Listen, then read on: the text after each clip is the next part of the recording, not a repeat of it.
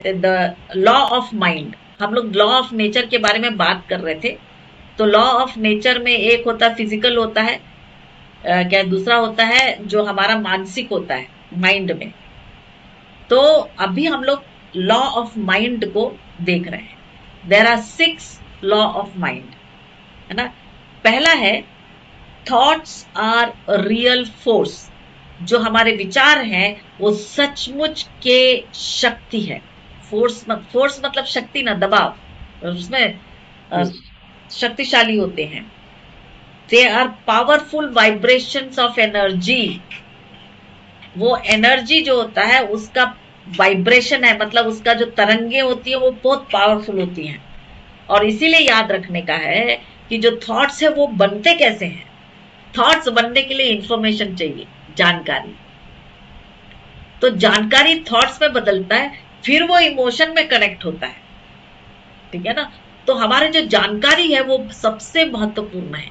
आधा सच वाली जानकारी आएगी तो उसी के हिसाब का थॉट आएगा, और वो थॉट सब गड़बड़ भी करेगा। यदि पूरा सत्य वाला जानोगे तो जो थॉट बनेगा वो सब चीज अच्छा करेगा। इतना महत्वपूर्ण है ना। तो मतलब जानकारी के ऊपर ध्यान रखना है। इसलिए कैसे जानकारी के ऊपर ध्यान रखेंगे, थॉट्स का नियम जानकर, लॉ ऑफ माइंड में देखो, है ना। Thoughts are real force and a powerful vibration of energy. Number 2, law of transmission. Transmission मतलब एक जगह से दूसरे जगह जाता है। जैसे मैं अभी बैठी हूं तो मैं ट्रांसमिट कर रही हूं बाबा थॉट्स, ठीक है ना। आप बोल रहे हैं तो आपसे मेरे में ट्रांसमिट होता है, तो लॉ ऑफ ट्रांसमिशन। तो इसमें क्या होता है, mind is the sending end receiving station of thought. हमारा माइंड है ना, इसी में सारा काम है। बोलते ना मन का मालिक, हाँ, मास्टर द माइंड। इसमें आदान सारे प्रदान मैडम, आदान आदान प्रदान। प्रदान, है ना। आप दे भी रहे हो और ले भी रहे हो। तीसरा नंबर, लॉ ऑफ अट्रैक्शन, आकर्षण। आकर्षण का नियम होता है।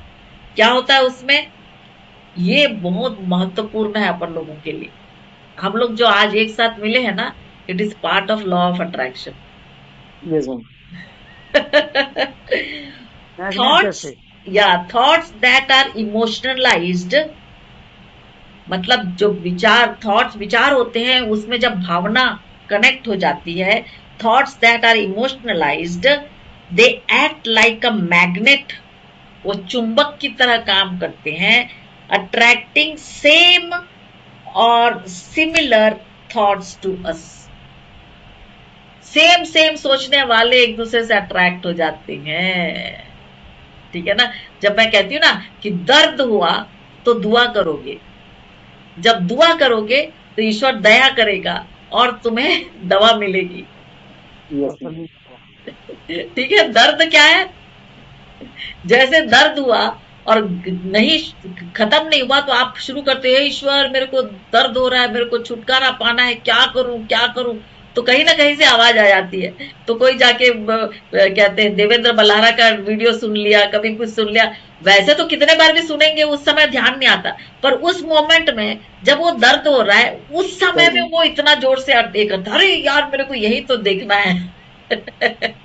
कितना अमेजिंग है ना। ये लॉ ऑफ अट्रैक्शन को अपन को अच्छे से यूज करना है। Law of attraction, thoughts that are emotionalized, मतलब जो विचार जिसमें हमारी भावना, कहते भावनात्मक हो जाती है, दे एक्ट लाइक अ मैग्नेट, वो चुंबक की तरह काम करती है, अट्रैक्टिंग सेम और similar thoughts to us.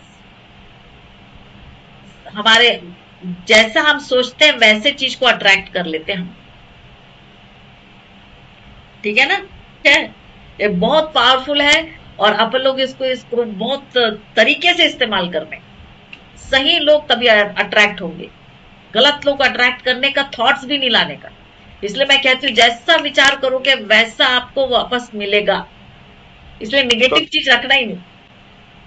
Doctor जी, इसके बारे में थोड़ा मैं पूछना चाहता हूँ। जब हम किसी के बारे में एकदम इमोशनल हो जाते हैं, किसी का दुख है, बरोबर, किसी किसी का दुख है, तो समझो हमने उसके बारे में गहरे से सोचा, और जब हम उससे बात करते हैं वही दुख लेके, उसका इमोशंस लेके, तो तुरंत उसको अलग ही फील होता है अपने बारे में, अलग ही बोलता है यार ये बंदा, तो अपना वो सुनने लगता है। बिल्कुल।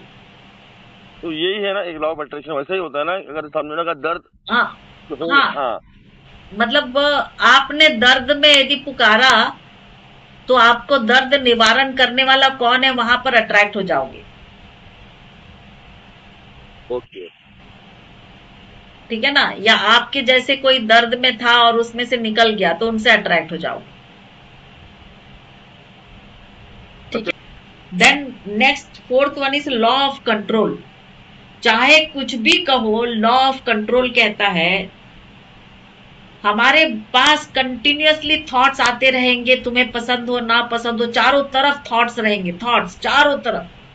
Yes ma'am. लेकिन सबसे महत्वपूर्ण बात है कि we have the power and ability to either entertain them और डिसमिस देम। ये बहुत बड़ा पावर है।